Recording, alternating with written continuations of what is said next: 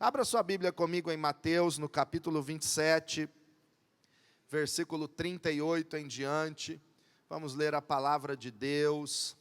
Evangelho de Mateus, no capítulo 27, a partir do versículo 38. Diz assim: 2 ladrões foram crucificados com ele, um à sua direita e outro à sua esquerda. Os que passavam lançavam-lhe insultos, balançando a cabeça e dizendo: você que destrói o templo e o reedifica em 3 dias, salve-se, desça da cruz, se é o Filho de Deus. Da mesma forma, os chefes dos sacerdotes, os mestres da lei e os líderes religiosos zombavam dele, dizendo: salvou os outros, mas não é capaz de salvar a si mesmo. É o rei de Israel, desça agora da cruz e creremos nele. Ele confiou em Deus, que Deus o salve agora, se dele tem compaixão, pois disse: sou o Filho de Deus. Igualmente o insultavam os ladrões que haviam sido crucificados com ele. E houve trevas sobre a face da terra, do meio-dia às 3 horas da tarde. Por volta das 3 horas da tarde, Jesus bradou em alta voz: Eloi, Eloi, lama sabatani, que significa: meu Deus, por que me abandonaste? Quando alguns dos que estavam ali ouviram isso, disseram: ele está chamando Elias. Imediatamente um deles correu em busca de uma esponja, embebeu-a em vinagre, colocou-a na ponta de uma vara e deu-a a Jesus para beber. Mas os outros disseram: deixem-no, vejamos se Elias vem salvá-lo. Depois de ter bradado novamente em alta voz, Jesus entregou o Espírito. Naquele momento, o véu do santuário rasgou-se em 2 partes, de alto a baixo. A terra tremeu e as rochas se partiram. Os sepulcros se abriram e os corpos de muitos santos que tinham morrido foram ressuscitados. E saindo dos sepulcros, depois da ressurreição de Jesus, entraram na cidade santa e apareceram a muitos. Quando o centurião e os que com ele vigiavam Jesus viram o terremoto e tudo o que havia acontecido, ficaram aterrorizados e exclamaram: verdadeiramente, este era o Filho de Deus. Senhor amado, em nome de Jesus, esta é a tua palavra gloriosa, santa, maravilhosa. Pedimos que o Senhor fale conosco, fale ao nosso coração, no nosso entendimento, nos dê espírito de sabedoria e de revelação, ó Pai, no pleno conhecimento do Senhor. Tendo iluminados os olhos do nosso entendimento, possamos compreender a vocação, o chamado do Senhor, o sobreexcelente poder do Senhor que opera em nós, o mesmo poder que ressuscitou Cristo dentre os mortos, e nos faça crescer em amor de uns para com os outros e para com todos. Nós nos submetemos à tua autoridade, repreendemos toda distração, toda cegueira, toda incredulidade agora, e declaramos, ó Pai, que cada pensamento seja levado cativo à obediência de Cristo, em nome de Jesus, amém, graças a Deus. Esse texto nos fala sobre a crucificação de Jesus, a morte de Jesus na cruz. A maior bênção para a nossa vida foi Jesus Cristo, Filho de Deus, unigênito do Pai, ter vindo ao mundo, ter nascido como homem igual a nós, ensinado a verdade, ter pregado o Evangelho e ter morrido na cruz no nosso lugar. A morte de Jesus na cruz é a nossa salvação. A morte de Cristo na cruz mudou completamente a nossa vida e a história da humanidade. E olhando para este texto do Evangelho de Mateus, primeiramente, eu posso ver a relação das pessoas que ali estavam com a cruz, com Jesus na cruz. Diga comigo, as pessoas e a cruz.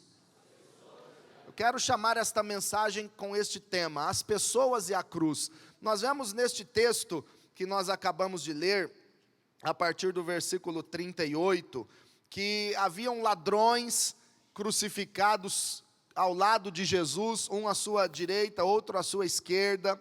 Haviam aqueles que passavam por aquele lugar, e haviam ali também os chefes dos sacerdotes, os mestres da lei, os líderes religiosos.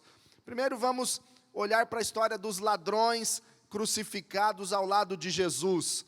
Aqueles dois ladrões, a princípio, zombavam de Jesus, até que um deles se arrependeu, e nós vamos ver depois o que ele fez. Mas um daqueles ladrões ao lado de Jesus, a Bíblia não diz se era o da direita ou o da esquerda, mas um deles zombava de Jesus. Era um pecador zombador. Um pecador, ele era chamado de malfeitor, criminoso. Ele era um ladrão crucificado ao lado de Cristo no Monte Calvário. E ele zombava de Jesus e também dizia: desça da cruz, salve a si mesmo e a nós. Ele é aquela pessoa que está na pior, mas não se arrepende. É aquela pessoa que está sofrendo, está quebrando a cara em tudo que faz, mas não se arrepende, quer sempre achar um culpado. A culpa é sempre dos outros, ou a culpa é sempre de Deus. Ele não está naquela condição porque é justo, ele não está naquela condição por causa de consequência do que ele fez, não. Sempre há um culpado para aquela situação que ele está vivendo. Assim estava aquele ladrão impenitente, aquele pecador que não se arrependia ao lado de Jesus. E ele zombava de Jesus como os outros. Ele também dizia: salve a si mesmo e salve a nós. Quantas pessoas passam por essa situação, tão na pior? Deus está permitindo a dor, o sofrimento, para que aquele coração seja quebrantado, se arrependa, mas não se arrepende. No livro de Apocalipse nós lemos que as pessoas vão passar por tantas tragédias, a humanidade vai passar por tantas pragas e dores, mas mesmo assim não se arrependerão das suas feitiçarias, das suas maldades, dos seus pecados, que não se arrependem, não se entregam a Deus, continuam na sua teimosia, continuam na sua dureza, continuam com o seu coração impenitente. É como se aquele ladrão dissesse assim: olha, Jesus, dá um jeito aí, você não é o cara, você não é o poderoso, você não curou tantos enfermos e fez tantos milagres, dá um jeito aí, olha como nós estamos. Tem tanta gente com essa mentalidade, tanta gente com esse pensamento sempre de dar um jeito, ao invés de consertar o que é errado. Sempre com esse pensamento de que os outros são culpados. Sempre com esse pensamento distorcido, corrompido, desonesto. E mesmo em sofrimento, não reconhece os seus erros. Não reconhece os seus pecados. Não vê o que está de errado na sua vida. Não enxerga. Irmãos, eu quero te convidar nessa manhã, primeiramente, abrir o teu coração e entender o que está acontecendo, olhar para você e ao invés de tentar achar um outro culpado para a situação que você está vivendo, orar a Deus e dizer: Senhor, me mostre os meus erros. Eu me arrependo dos meus pecados.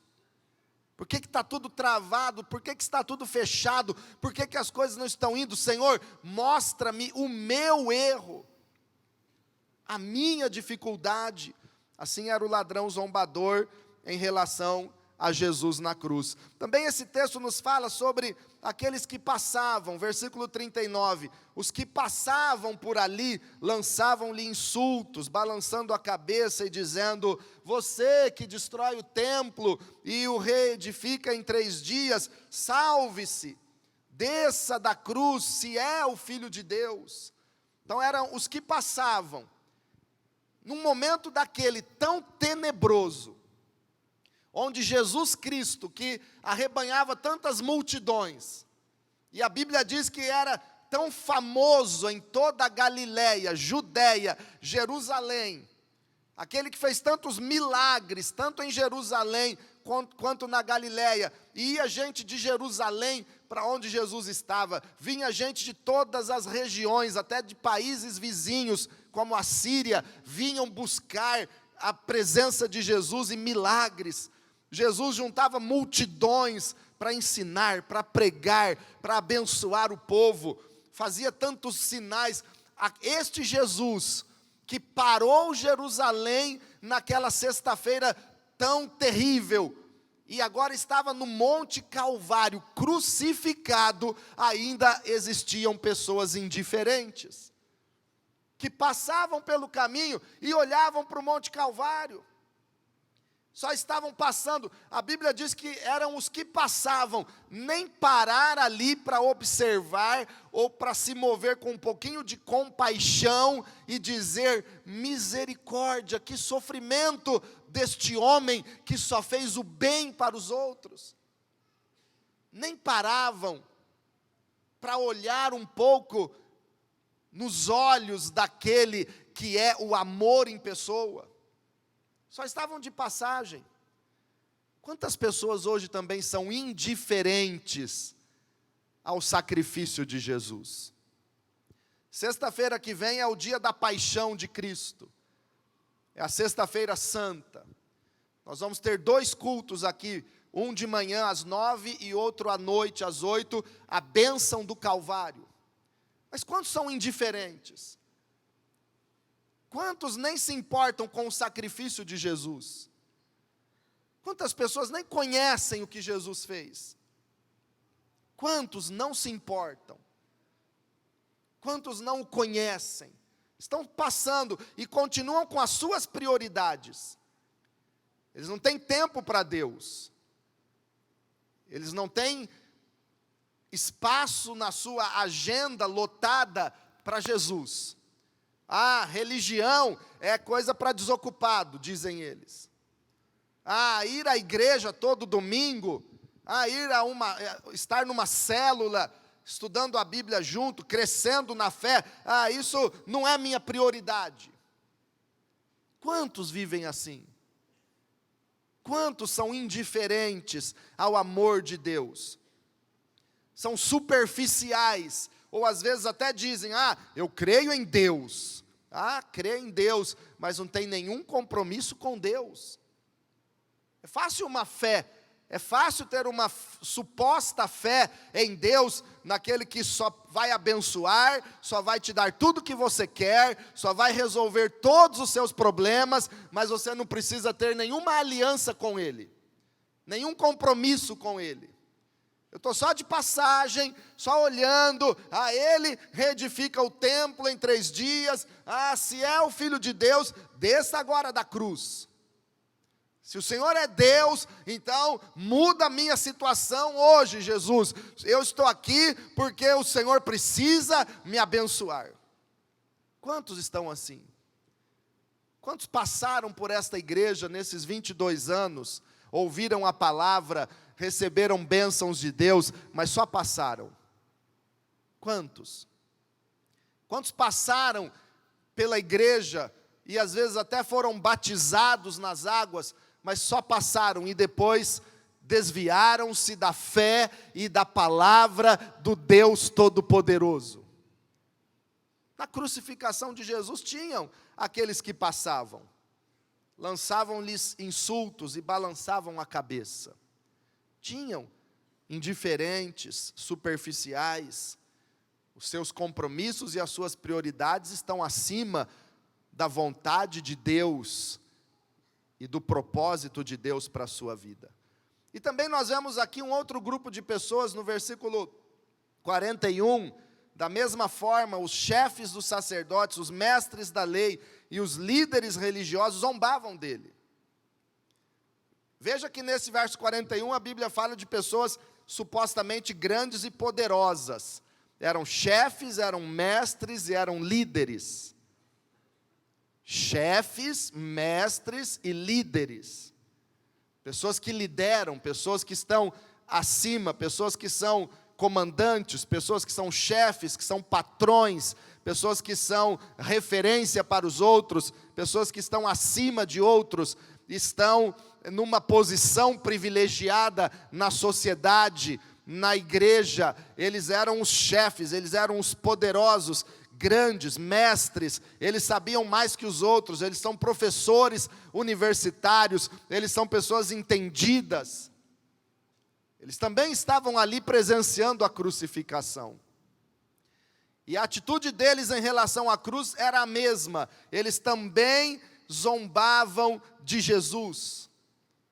Eles também se achavam acima de tudo, acima daquela plebe maldita, daquele povo que era inculto, que era iletrado. Eles estavam acima daquele povo que não tinha sabedoria, que não tinha liderança, que eram coitadinhos. Eles estavam acima da lei, acima dos outros, acima de tudo. Eles eram os melhores. Eles não se importaram com Jesus na cruz. Eles não se importaram com Cristo naquela cruz. Eles não deram valor. Isso não é para mim. Isso não me atinge. Eu não preciso disso, porque a minha sabedoria me basta. Eu não preciso da morte de Jesus, porque a minha religião é suficiente. Esse era o pensamento deles. Eu não necessito deste sacrifício de Jesus. Não necessito, o meu dinheiro me dá estabilidade, o meu dinheiro me dá saúde e vida longa. Mentalidade deles. Então nós vemos a relação dessas pessoas com a crucificação de Jesus. Tanto o pecador que estava ali na pior e não se arrependia, como os que passavam indiferentes, como os poderosos, os grandes, os mestres, os patrões, os líderes, que também não se importavam. Nós vemos pessoas não valorizando o sacrifício de Jesus. Qual é a nossa relação com a crucificação? Qual é a tua relação com o Evangelho de Cristo? Estive na convenção nacional esta semana em Itajaí, estado de Santa Catarina, e eu tive a oportunidade de conversar com um dos pioneiros da nossa igreja no Brasil, pastor Marrafon. Pastor Marrafon, que abriu várias igrejas na década de 60, foi um dos pioneiros da igreja quadrangular. Hoje ele está com 83 anos de idade. Um senhorzinho, cabelo todo branco, ele e a sua esposa. É tão bonito, né, Wagner, ver um casal de velhinhos assim, mas bonitos, simpáticos, saudáveis. Eu conversei com o pastor Marrafon sobre algumas coisas do ministério há tantos anos atrás, e ele me citou a parábola do semeador. Porque onde ele abriu a tenda naquela época, o trabalho frutificou, e Deus levantou pastores, e tantos pastores que hoje são líderes em muitas regiões, em muitos lugares do nosso Brasil. E ele disse assim: isso é o que Jesus falou na parábola do semeador. A semente, uma parte dela cai à beira do caminho, e as pessoas rejeitam. Era como aquele ladrão ao lado de Jesus. A semente estava do lado dele, a verdade estava do lado dele, a salvação estava do lado dele na cruz, mas ele não reconheceu. Outra parte da semente cai em terreno pedregulhoso, cria raiz, nasce rápido, mas é superficial e morre rápido. está só de passagem. Tanta gente recebe a palavra, mas deixa passar, porque era só uma empolgação inicial. Outra parte da semente cai entre os espinhos, e a semente nasce, mas os espinhos sufocam. Porque as coisas do mundo, os cuidados dessa vida, são mais importantes para estes do que a verdadeira semente do Evangelho. Assim eram os grandes, os poderosos, os mestres, os chefes, que para eles a religião era mais importante do que o Salvador que estava na cruz. A tradição e as coisas deste mundo, para eles eram mais valiosas do que reconhecer o Salvador ali na cruz. Mas tem uma parte da semente que cai em boa terra. Tem parte da semente que dá fruto a 60, a 30, a 60 e a 100 por um. Tem parte da semente que caiu num bom coração. E o pastor Marrafão me disse assim, olha, ele me contou quando ele estava indo para abrir a igreja em Ourinhos, em 1966. Ele disse assim, eu estava num vagão de trem, indo de São Paulo para Ourinhos. Deus havia me mandado ir para Ourinhos, abrir a igreja quadrangular, começar o trabalho da tenda. A nossa igreja começou e se espalhou pelo Brasil em tendas de lona. Era chamada Tenda de Jesus, Cruzada Nacional de Evangelização na época. E ele disse, eu estava naquele vagão de trem, indo para Ourinhos, e no meio do caminho, um homem que estava lá, perturbado, muito inquieto a viagem quase toda, com mulher e filhos no trem, ele tirou uma arma e apontou para sua cabeça e se matou no trem, na frente de todo mundo.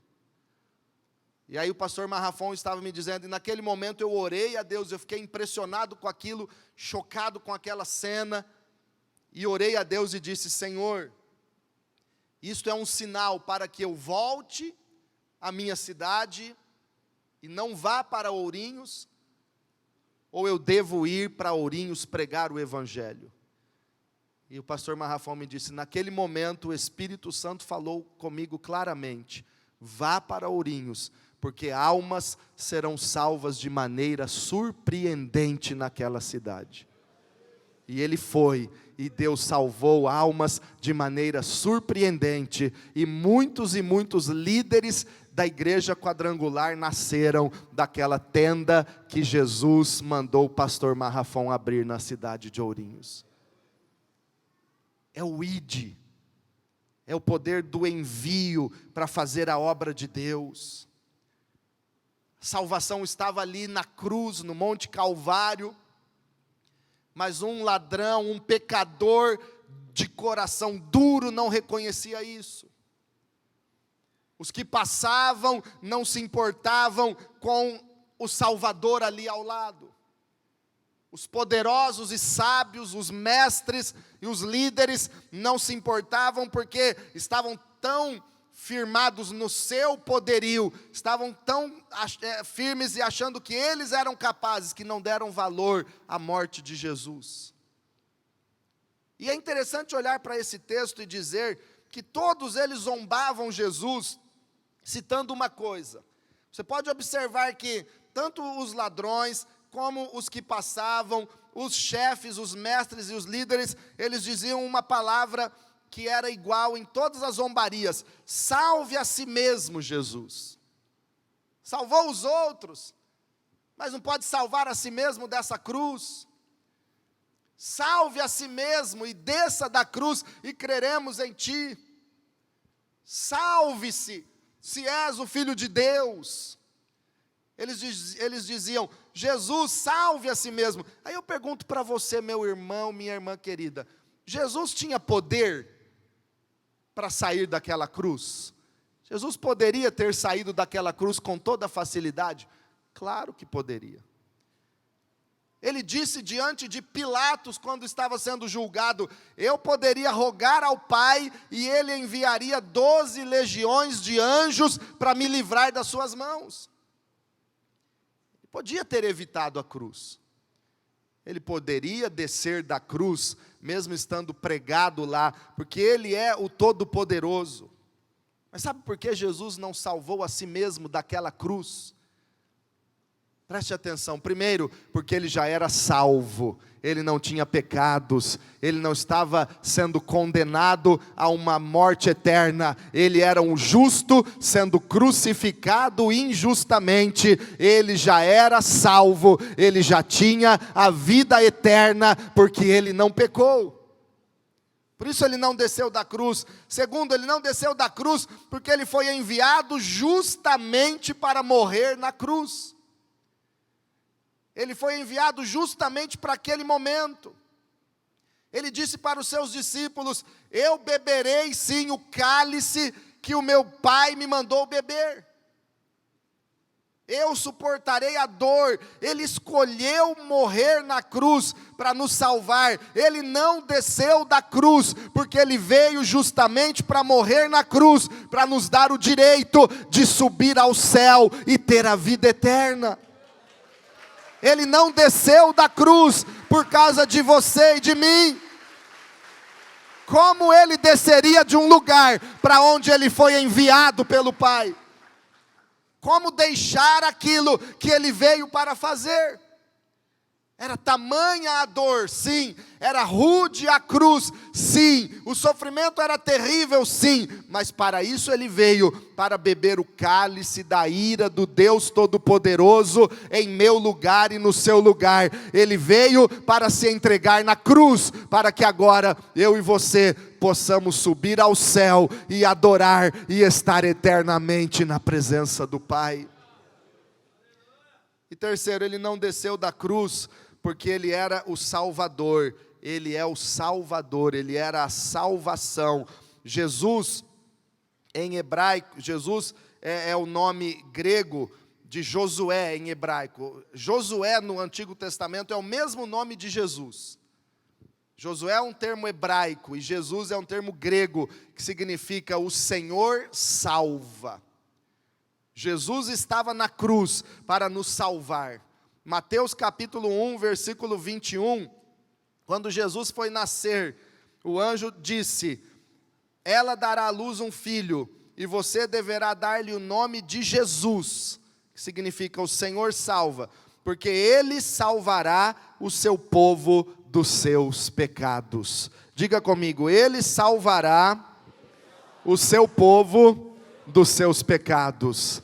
Jesus não quis salvar a si mesmo na cruz, ele estava na cruz para salvar a minha vida, para salvar a sua vida. Aleluia!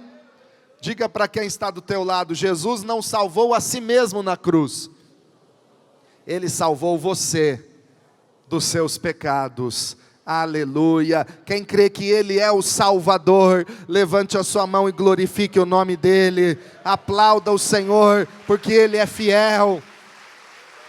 O Salvador estava ali para salvar você, estava ali para salvar a mim, ele estava ali para salvar os homens dos seus pecados.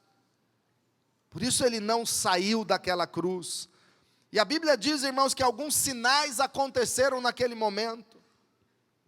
Quando Jesus estava na cruz, alguns sinais aconteceram que foram marcantes. Eu quero citar 4 coisas que a Bíblia diz que aconteceram, e nós lemos nesse texto de Mateus 27. Primeiro, aconteceram trevas sobre a terra, do meio-dia às 3 horas da tarde. Tudo escureceu. Trevas, escuridão. A luz cessou, meio-dia, e até as 3 da tarde aconteceram trevas sobre a terra. Sabe por quê? Porque o mundo sem Jesus é um mundo sem luz. Jesus é a luz do mundo. O sol se escondeu e ficou escuro durante aquele momento, porque Deus estava mostrando que o mundo sem Jesus é um mundo sem luz. A sua vida sem Jesus é uma vida sem luz.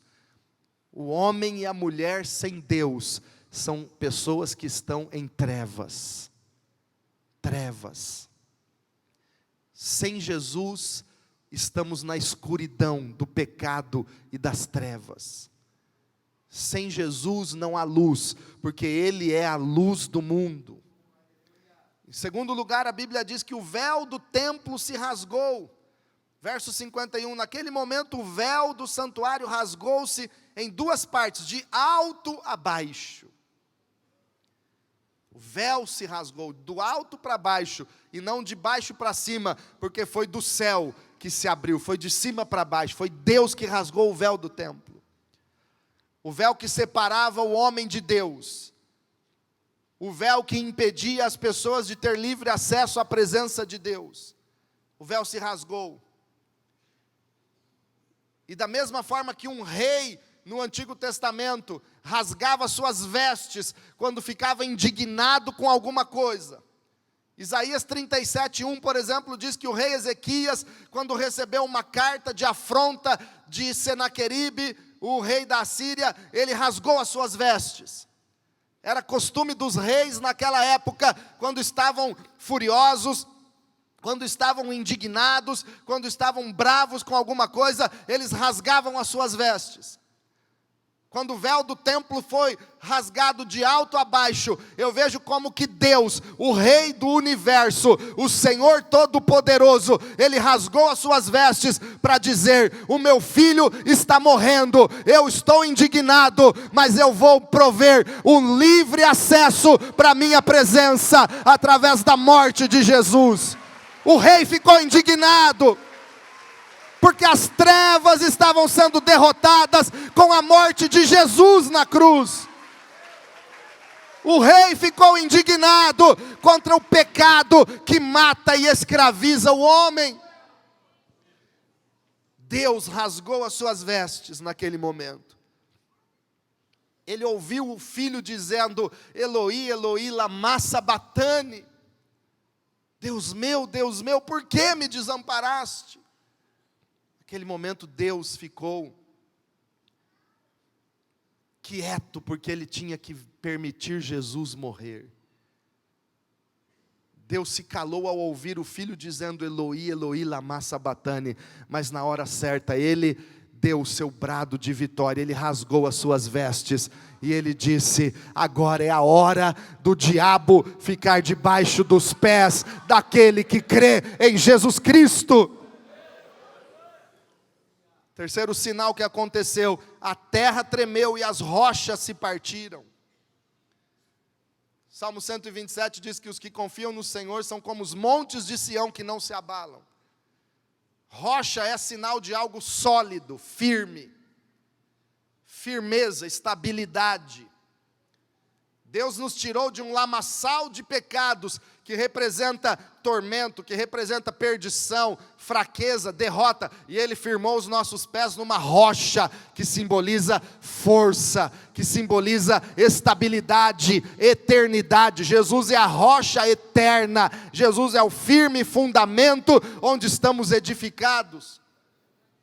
Mas na morte de Jesus, as rochas se partiram, a terra tremeu e aconteceu um forte terremoto. Sabe o que Deus estava dizendo? Tudo aquilo que vocês confiam aí na terra, tudo aquilo que você pensa que lhe dá estabilidade ou garantias, não é nada. Só Deus é a estabilidade, só Cristo é a rocha inabalável. As rochas do mundo se partiram, porque Deus é mais forte do que uma montanha, Deus é mais forte do que qualquer rocha, Deus é mais forte do que a estabilidade do dinheiro, Deus é o único que garante a vida eterna, não são as coisas deste mundo, mas só Jesus é a nossa garantia, é a nossa estabilidade. A terra tremeu, os montes se partiram, para mostrar para o homem que tudo passa. Os céus e a terra passarão, disse Jesus, mas as minhas palavras não hão de passar. Essa palavra é eterna. Tudo nesse mundo vai passar, a tua dor, o teu sofrimento, meu irmão, minha irmã, vai passar. Mas a palavra de Deus e a promessa de Deus para a sua vida não passarão. Deus é eterno. E por último, irmãos, a Bíblia diz que os sepulcros se abriram. E os corpos de santos, de muitos santos que tinham morrido, foram ressuscitados. Versículo 52. Na morte de Jesus e na ressurreição de Jesus, os sepulcros se abriram e muitos santos, muitos homens e mulheres piedosos do passado, ressuscitaram. Imagina o que é isso, irmãos. Alguém vendo um ancestral que havia morrido há 30 anos, há 100 anos, andando vivo pelas ruas de Jerusalém. Os sepulcros se abriram na morte e na ressurreição de Jesus. Isso é tremendo. E Deus estava dizendo que a morte de Jesus aconteceu naquela cruz para nos dar poder sobre a morte, para mostrar que Deus tem poder sobre a morte. Os mortos ressuscitaram porque Jesus venceu a morte. Jesus é maior do que a morte. Cristo tem poder sobre a morte. O que é a morte? Perto daquele que nos dá a vida. Por que ter medo da morte, se nós estamos ao lado daquele que vive para todo sempre? Ele é o autor da vida, Ele está acima de todas as coisas, Ele tem poder sobre a morte. E eu quero concluir voltando aos dois ladrões ao lado de Jesus, e falando também da atitude daquele segundo ladrão crucificado ao lado da cruz de Cristo. Ele se arrependeu. E eu quero ler para encerrar Lucas capítulo 23, versículo 40. Lucas 23, a partir do verso 40 diz assim: mas o outro criminoso o repreendeu dizendo: você não teme a Deus, nem estando sob a mesma sentença? Nós estamos sendo punidos com justiça, porque estamos recebendo o que os nossos atos merecem. Mas este homem não cometeu nenhum mal. Então ele disse: Jesus, lembra-te de mim, quando entrares no teu reino. Jesus lhe respondeu: eu lhe garanto, hoje você estará comigo no paraíso. Tinha um criminoso ao lado de Jesus que zombava, coração duro. Tinham os que passavam indiferentes e zombavam e rejeitavam o Salvador. Tinham os mestres, os líderes, os poderosos que não acreditavam e zombavam dele. Tinha uma pessoa no momento da crucificação que estava arrependido. Ele estava dizendo: eu mereço essa condenação. Ele não merece. Ele é santo, Ele é justo, Ele nunca pecou. Eu mereço, Ele não. Jesus, lembra-te de mim, Senhor, quando entrares no teu reino. Ele sabia que Jesus tinha um reino e Jesus podia se lembrar dele e estar com ele no seu reino. Ele sabia. Sabe por que eu e você estamos aqui hoje, meu irmão, minha irmã? Porque nós nos arrependemos um dia e reconhecemos: eu sou pecador e eu mereço a condenação eterna, mas Jesus tem misericórdia de mim. Jesus tem misericórdia de mim, Senhor. Jesus, lembra-te de mim quando chegar a eternidade. Jesus, perdoe os meus pecados e me dá a vida eterna. Tinha um ladrão arrependido, tinha um malfeitor arrependido, tinha um criminoso arrependido, tinha alguém ali reconhecendo que Jesus Cristo era sim o Salvador naquele monte Calvário. Tinha alguém ali que reconhecia sim, que ele estava sendo acusado injustamente, mas ele era sim o rei dos judeus, ele era sim o filho de Deus. Ele é sim aquele que traz a luz para o mundo, ele é aquele que reina e abre o caminho para a presença de Deus, ele é aquele no qual nós estamos firmados e não seremos abalados, ele é aquele que tem poder sobre a morte. Alguém reconhecia isso? Tem alguém aqui que reconhece Jesus na sua vida? Tem alguém aqui que crê que Jesus é o Salvador? Jesus é o Salvador. Hoje mesmo estarás comigo no paraíso, disse Jesus. Hoje mesmo, pecador arrependido, seus pecados serão perdoados e você estará comigo no paraíso. A palavra paraíso aparece 3 vezes apenas no Novo Testamento. E é uma referência ao jardim do Éden, no Antigo Testamento. Tudo perfeito, criado por Deus, e a árvore da vida estava no centro do jardim do Éden. A árvore do conhecimento do bem e do mal não estava no centro, era a árvore da vida, a principal árvore. A árvore da vida é Jesus Cristo. O homem escolheu ser independente e caminhar sem a árvore da vida, mas a árvore da vida sempre foi Jesus Cristo. E agora Jesus diz para aquele pecador arrependido: hoje mesmo estarás comigo no paraíso. Hoje mesmo você terá acesso à árvore da vida. E como já disse um teólogo há muitas décadas atrás, a cruz de Cristo era a árvore da vida plantada no Monte Calvário. Jesus Cristo é a árvore da vida, é o Salvador de toda a humanidade. Se você crê, erga suas mãos para Ele, fecha os teus olhos.